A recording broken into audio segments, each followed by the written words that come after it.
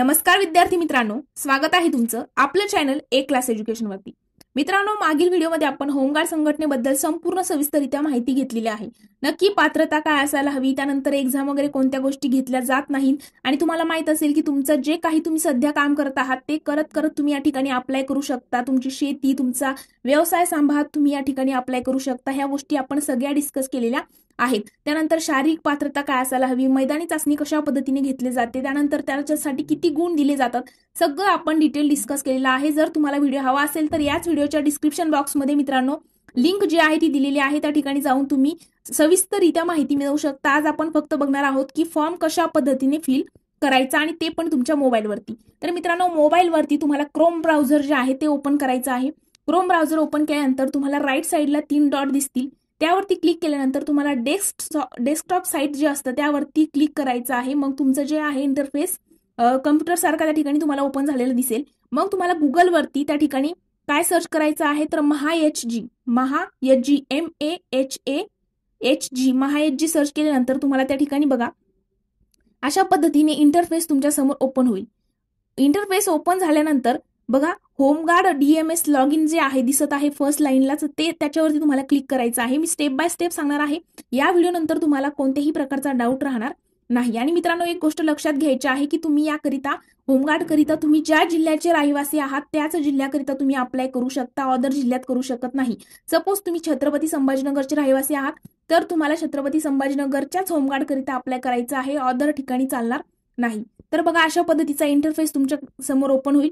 तर तुम्हाला बघा खाली जी लाईन मध्ये दिसत आहे महाराष्ट्र राज्य होमगार्ड नोंदणी 2024, त्यावरती क्लिक करायचं आहे। त्यावरती क्लिक केल्यानंतर तुमच्या समोर बघा अशा सगळ्या जिल्ह्यांची यादी तुमच्या समोर ओपन होईल। तुम्ही 26 जिल्ह्यांची यादी जी आहे ती आतापर्यंत आलेली आहे, त्यापैकी तुमचा जिल्हा तुम्हाला सिलेक्ट करायचा आहे।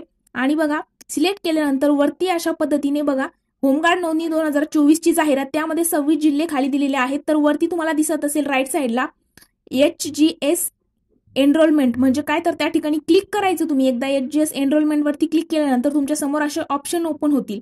तर 3 नंबरचं जे ऑप्शन आहे ऑनलाईन एनरोलमेंट फॉर्म, म्हणजे तुम्हाला ऑनलाईन पद्धतीने जो आपल्याला फॉर्म फिल करायचा आहे, तर 3 नंबरच्या ऑप्शन वरती आपल्याला क्लिक करायचं। क्लिक केल्यानंतर तुमच्या समोर असा इंटरफेस ओपन होईल। बघा त्यामध्ये तुम्हाला दिलेला आहे एकदम सोपा फॉर्म आहे, खूप छोटा फॉर्म आणि जास्त काही किचकट नाहीये। तर बघा डिस्ट्रिक्ट म्हणजे जिल्हा, आता या ठिकाणी तुम्ही ज्या जिल्ह्याचे रहिवासी आहात तोच सिलेक्ट करायचा आहे, जेणेकरून बघा बाहेर सपोज तुम्ही कोल्हापूरचे रहिवासी आहात, तुम्ही साताऱ्याला अप्लाय करताय असं चालणार नाही। तर तो जिल्हा सिलेक्ट करायचा आहे। त्यानंतर युनिट झोन म्हणजे तुम्हाला त्या ठिकाणी जिल्ह्याचा कोणता तो तालुका वगैरे असेल जवळचा तो सिलेक्ट करायचा। त्यानंतर पोलीस स्टेशन, त्या जिल्ह्याचं कोणतं पोलीस स्टेशन आहे वगैरे सगळं तुमच्या समोर असं ओपन होईल। तर त्या पद्धतीने तुम्हाला त्या ठिकाणी सिलेक्ट करायचं आहे। त्यानंतर बघा खाली दिलेला आहे फुल नेम, तुमचं फुल नेम टाकायचं आहे, आडनाव, स्वतःचं नाव, वडिलांचं नाव फक्त इंग्रजीमध्येच टाकायचं आहे, मराठीमध्ये नाही। जेंडर मेल आहेत की फिमेल आहात ते टाकायचं आहे, म्हणजे तुम्ही पुरुष उमेदवार आहात की महिला। त्यानंतर आधार कार्ड नंबर तुमचा अगदी योग्य टाकायचा आहे, एक ना एक आकडा त्या ठिकाणी चेक करून आधार नंबर तुम्हाला टाकायचा आहे। त्यानंतर आहे एज्युकेशन, 10वी पास, 12वी पास, जे काय असेल तुमचं ग्रॅज्युएशन वगैरे ते तुम्हाला अप्लाय करायचं आहे। त्यानंतर आहे बघा परमनंट ऍड्रेस, तुमचा आधारवरती जो ऍड्रेस असेल परमनंट ऍड्रेस वगैरे तो तुम्हाला या ठिकाणी अप्लाय करायचा आहे। नंतर तुमचं प्रोफेशन, तुम्ही सध्या काय करत आहात, एम्प्लॉय आहात वगैरे सगळ्या गोष्टी त्या ठिकाणी दिलेल्या असेल, त्यापैकी एक सिलेक्ट करायचा आहे। त्यानंतर या ठिकाणी email ID, valid email ID तुम्हाला टाकायची आहे, जेणेकरून पुढची अपडेट जी आहे तुम्हाला त्या ठिकाणी मेल केली जाणार आहे, त्यामुळे एक व्हॅलिड ईमेल आयडी या ठिकाणी टाकायची आहे। त्यानंतर बर्थ डेट तुमची टाकायची आहे, आधार कार्ड वरती जी बर्थ डेट असेल ती त्या ठिकाणी अप्लाय करा। त्यानंतर तुमची हाईट किती आहे त्या ठिकाणी अप्लाय करायची आहे। सोबतच मोबाईल नंबर, तुम्हाला एक व्हॅलिड मोबाईल नंबर जो चालू मोबाईल नंबर असेल तोच त्या ठिकाणी द्यायचा आहे। नंतर नंबर ऑफ टेक्निकल सर्टिफिकेट, त्यामध्ये संख्या बघा तांत्रिक अहर्तांची, आता या ठिकाणी हे काय आहे तर आपण मागील व्हिडिओमध्ये डिस्कस केलेलं आहे, पण तरी पुन्हा एकदा मी सांगते। तर बघा तांत्रिक अहर्ता गुण म्हणजे काय, तर 10वी नंतर तुमच्याकडे हे 7 सर्टिफिकेट जी मी सांगत आहे त्यापैकी कोणते पण असेल तर त्यानुसार तुमच्या गुणांमध्ये वाढ होणार आहे। सपोज तुम्ही ITI केलेला असेल किंवा खेळामध्ये प्रावीण्य मिळवलेला असेल तर त्याचं तुमच्याकडे प्रमाणपत्र असेल, तुम्ही माजी सैनिक असाल तुमच्याकडे NCCचं B प्रमाणपत्र किंवा NCCचं C प्रमाणपत्र आहे, किंवा नागरी संरक्षण सेवेमध्ये परंतु स्थानिक ठिकाणी तुम्ही 3 वर्ष जर प्रशिक्षण पूर्ण केलेलं असेल आणि त्याचं प्रमाणपत्र तुमच्याकडे असेल, किंवा जड वाहन चालक परवाना धारक तुम्ही असाल आणि त्याचं प्रमाणपत्र असेल, तर या ठिकाणी बघा या 7 प्रमाणपत्रापैकी जर एक असेल तुमच्याकडे तर 2 गुण मिळणार, 2 असतील तर 3 गुण, 3 असतील तर 4 गुण, अशा पद्धतीने सगळेचे सगळे असतील तर 10 गुण या ठिकाणी मिळणार आहे.